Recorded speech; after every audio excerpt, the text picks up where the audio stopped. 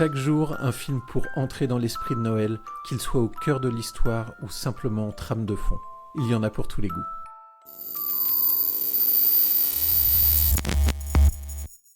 Aujourd'hui, nous allons vous parler du film Santa et compagnie, un film de 2017 réalisé par Alain Chabat. Vianney, le synopsis ? Lorsque les 92 000 lutins du Père Noël tombent gravement malades juste avant Noël, Santa est contraint de descendre sur Terre pour chercher un remède. Aidé par une famille française ordinaire, il découvre les défis et les absurdités de la vie moderne. Donc le film est réalisé par Alain Chabat, Alain Chabat qui est extrêmement connu, on ne vous le présente pas, anciennement des Nuls, grand réalisateur de Mission Cléopâtre, Astérix Obélix. Il a fait également le scénario. Au niveau du casting, on a Pio Marmaille, on a Golshifteh Farahani, on a également Bruno Sanchez qui fait... les 92, enfin non, pas les 92 000, mais une grosse partie des lutins hommes. On a Audrey Tautou qui fait la femme du Père Noël. On retrouve aussi, comme souvent dans le cinéma de Alain Chabat, différents guests qui ont des rôles plus ou moins importants. On a Ken Kojandi, on a Grégoire Ludig et David Marseille du Palmacho et quelques autres également. Quel est le rapport avec Noël ? On est sur le personnage principal qui est le Père Noël et qui justement est en train de préparer tous les cadeaux avec ses 92 000 lutins. Donc lorsqu'il descend sur Terre et comme par hasard à Paris, on retrouve la ville de Paris décorée à la mode Anne Hidalgo, c'est-à-dire pas trop, parce qu'on voit pas beaucoup les décorations C'est vrai. on voit pas beaucoup des décorations de Noël. On voit un Père Noël, voilà une petite blague, il croise un Père Noël, un faux Père Noël, mais on est quand même dans la période de Noël. Il croise un faux Père Noël qui est Jean-Pierre Bacry, quand même. Tout à fait, c'est vrai, j'avais noté. Donc pourquoi regarder ce film ? Déjà parce que c'est un film de Noël français, il n'y en a pas beaucoup. Par le Père Noël est une ordure, en gros, il n'y en a pas. Et là, on est un peu plus sur la magie de Noël. Parce que ça reste quand même un film d'Alain Chabat, donc on retrouve quand même des touches un peu à la Chabat. On a des refs.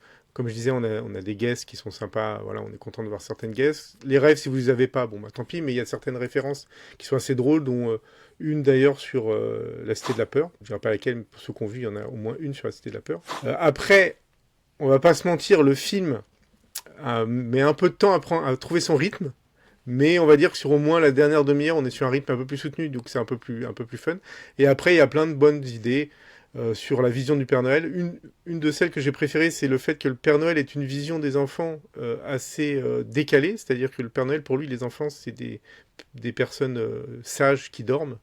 Et donc là, en se retrouvant dans le monde réel, il se rend compte que c'est un peu plus compliqué d'être avec un enfant et que les enfants sont plus complexes qu'il imaginait. Donc ça, c'est un des points que je trouve drôle.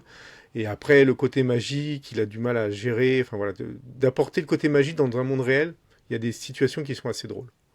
Oui, notamment aussi l'innocence sur le fait de ne pas savoir ce que c'est que acheter et vendre. Parce que lui, il fabrique des jouets pour les enfants, donc il n'a aucune notion. Il donne, il offre, il n'a aucune notion de ce qu'est l'achat, la vente, la monnaie, etc. Je trouvais ça plutôt sympa. Et voilà, et en dehors de ça, je vais faire mon fan de base, aussi à voir pour Pio Marmaille, parce que moi j'aime beaucoup Pio Marmaille, et que je trouve que le film tient quand même pas mal sur Pio Marmaille. Beaucoup de gens mettent en avant Alain Chabat en Père Noël, il est bien, mais je trouve quand même que Pio Marmaille tient bien le film sur ses épaules. Ouais, tout comme l'actrice qui joue sa femme. Comment elle s'appelle déjà, Greg ?